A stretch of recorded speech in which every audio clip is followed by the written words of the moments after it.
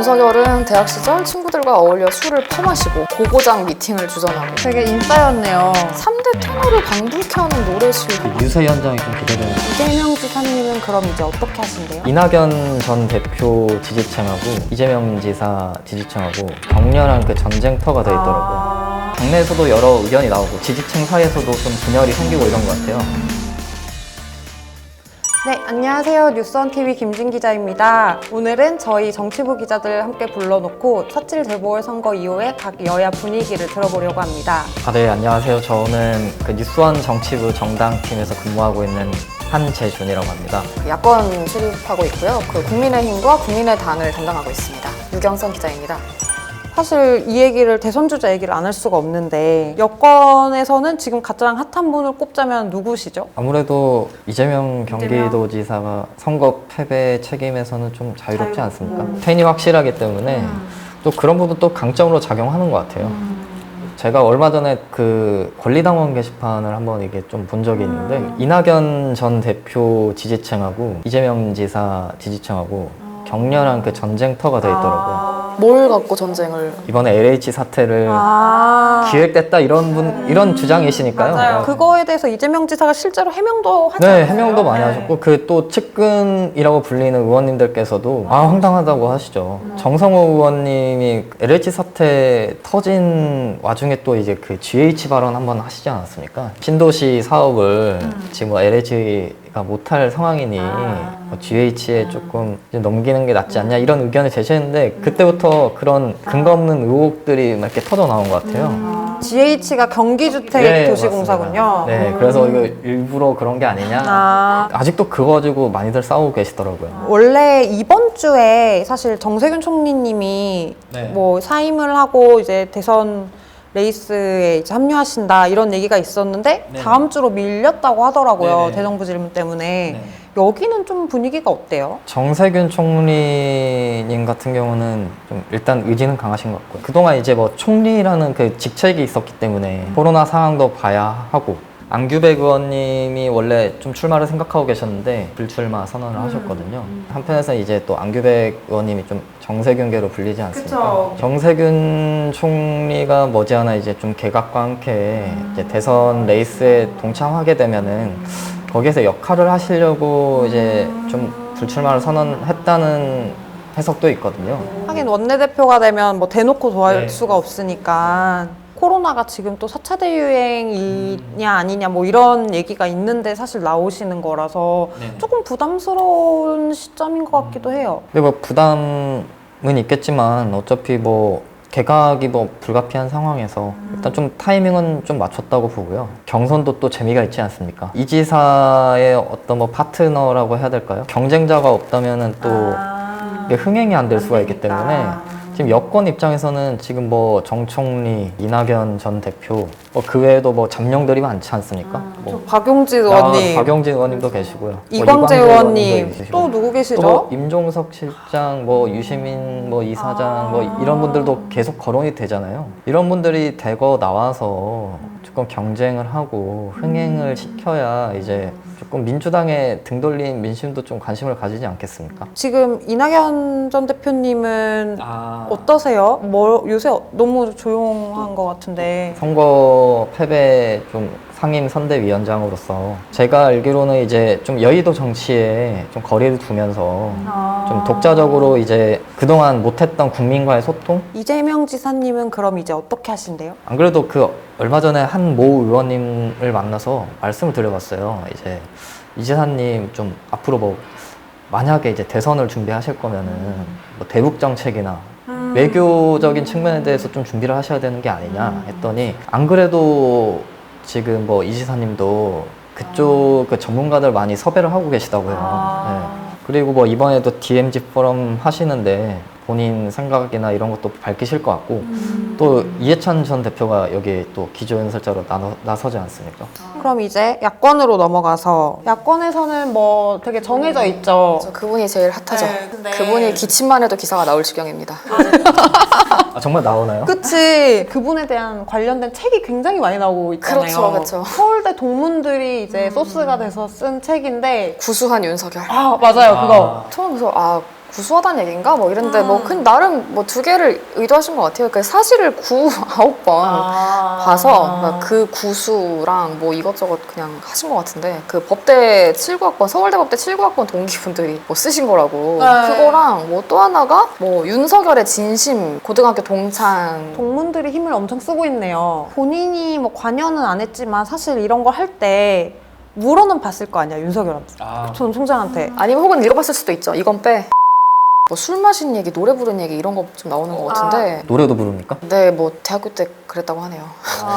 윤석열은 대학 시절 친구들과 어울려 술을 퍼마시고 그냥 마신 게 아니고 네, 퍼마신 퍼마시고 네, 고고장 미팅을 주전하고 YMCA 노래에 맞춰 춤을 추는 당시 트렌드에 뒤지지 않아 트렌디하신 분. 되게 인싸였네요. 3대 테너를 방불케 하는 노래 실력으로 노래를 그렇게 잘 부르시나요? 그 유세 현장이 좀 기대되는데. 그러게. 강골 검사의 면모와 달리 술자리에서는 2~3시간씩 썰을 푸는 수다쟁이 면모는 이게 지금 책 소개 자료에 있는 내용인 거죠? 출판사에서 이렇게 뭐 일이 낸 자료에 때때로 철학관을 찾아 자신의 불안한 미래를 알아보곤 하신다고. 철학관 좋아하시나 봐요. 우와, 그러면은 그런 것도 물어보시나? 제가 왕이 될 상입니까? 왕이 될 상인가? 그렇지. 관심 있는 분들은 사서 읽어보십시오. 광고 아닙니다. 윤 전 총장도 요즘에 이제 너무 이제 그런 수사통이었다 보니까 그런 부분에서는 좀 역량이 부족한 게 아니냐라는 게 주요 공격 포인트 중에 하나잖아요. 그래서 요즘 뭐 그쪽 많이 공부하고 있다 이런 말은 전했습니다. 뭐 예, 뭐 외교, 경제, 외교, 안보, 네. 복지, 사회, 뭐 노동, 뭐 이런 것들. 누구랑 같이 공부하는 건 안 나왔어요? 뭐 개인 교사를 누구를 붙였다더라. 뭐 이거를 뭐 예전에 김종인 위원장이 알고 있었다더라. 뭐, 네, 뭐 이렇더라 저렇더라. 아직은 카더라가 아주 많구나. 그렇죠. 당 안에서는 윤 전 총장에 대해서 좀 어때요? 일단은 김종인 전 위원장 같은 경우에는 당에 뭐 이렇게 들어올 필요 없다. 뭐 당에 들어오는 것보다 자기 이제 주변 제대로 구축하는 게 먼저다. 지금 이제 주호영 원내대표 같은 경우에는 들어오는 것이 맞다. 우리가 어쨌든 제1야당이고 그 제1야당으로서 가지고 있는 어떤 여러 가지 기반이 없이는 힘들 것이다. 이제 금태섭 전 의원이 네. 이제 그분이 이야기하신 내용이 또 오늘 보도가 됐는데 이분 같은 경우에는 그러니까 윤석열도 들어올 수 있는 새 당을 만들겠다. 그러니까 이런 의사를 표시를 하셨어요. 그래서 결국은 윤석열 전 총장의 출마는 그냥 야권 재편이랑 맞닿아 있을 수밖에 없는 것 같아요. 야권이 어떻게 지금 변동을 할 것인지 예를 들면 진짜 뭐 제3지대가 생기는지 아니면 그냥 국민의힘이 제1플랫폼으로서 다른 것들을 흡수하는 거가 될지. 지금 초선 의원님들이 중심이 돼서 선거가 이제 끝나자마자 거의 반성문에 가까운 입장을 발표를 했는데 시끄러워진 이유가 뭐예요? 사실 잘못해서 반성하겠다고 한 건데 지금 당내에서도 그런 비판이 많이 나와요. 문재인 대통령님이 당대표 때 이게 바꿔놓은 규정을 한 번도 못 써보고 바꾼 거거든요. 그래서 민주당스럽지 않다 이런 비판도 많았고요. 민주당스럽지 않다? 민주당스러운 게 뭔가요? 저도 조금 찔리긴 하는데 뭐 일단 후보 공천을 안 했어야 하는 게 민주당스러운 게 아닐까라고 그러니까 추측을 합니다. 네, 이제 그동안 우리가 잘못해왔구나를 처음으로 공개적으로 낸 거잖아요. 문제는 지지층에서는 좀 그게 또 오히려 더 이걸 우리가 밀고 나가야 된다는 여론이 있거든요. 강성 지지층. 네, 그렇기 때문에 이제 뭐 당내에서도 여러 의견이 나오고 또 지지층 사이에서도 좀 분열이 생기고 이런 것 같아요.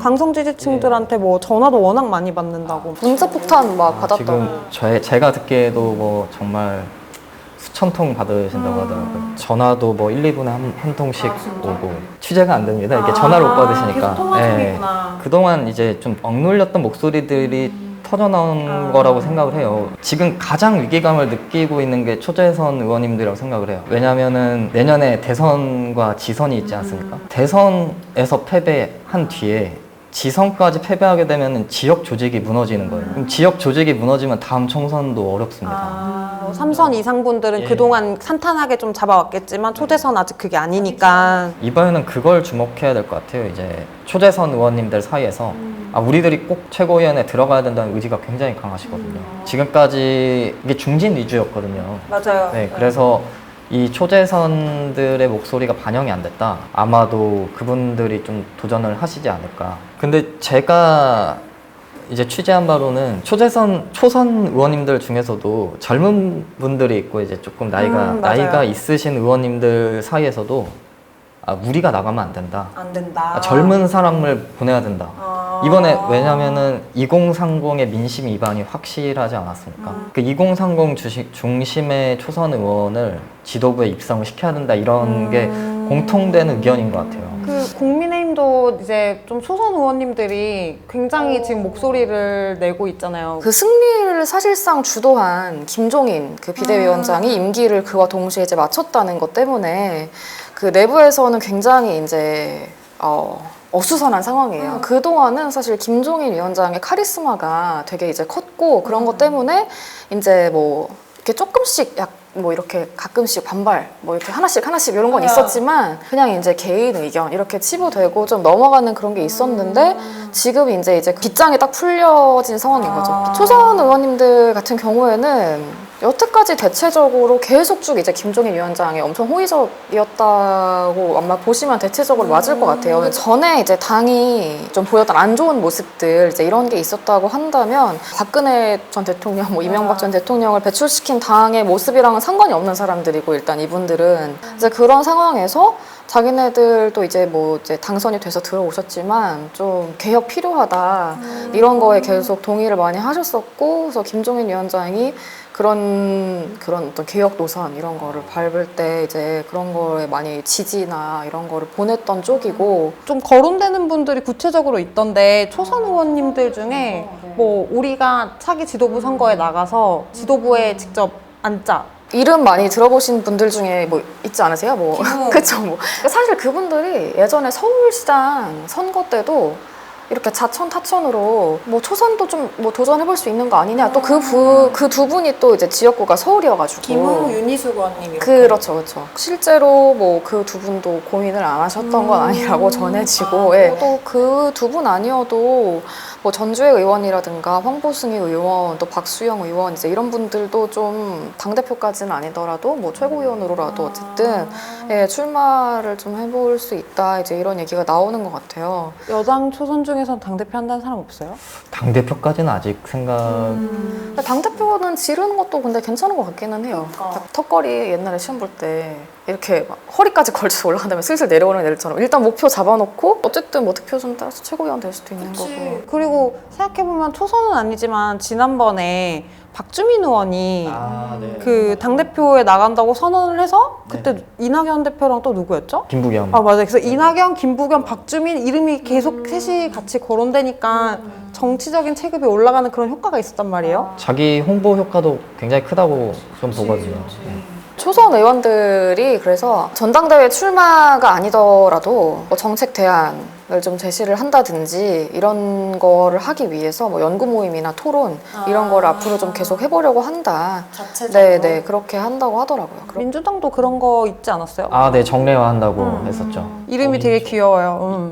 그래서 뭐 이분들이 이제 그 정례적으로 만나셔가지고 뭐 당 혁신 방향을 조금 논의를 많이 하신다 그래요. 그래서 앞으로 뭐 원내대표, 뭐 당대표 선출이 될 텐데 그분들한테 공식적으로 의견 전달도 하시고 또 뭐 최고위원도 뭐 도전한다는 거 아니겠습니까?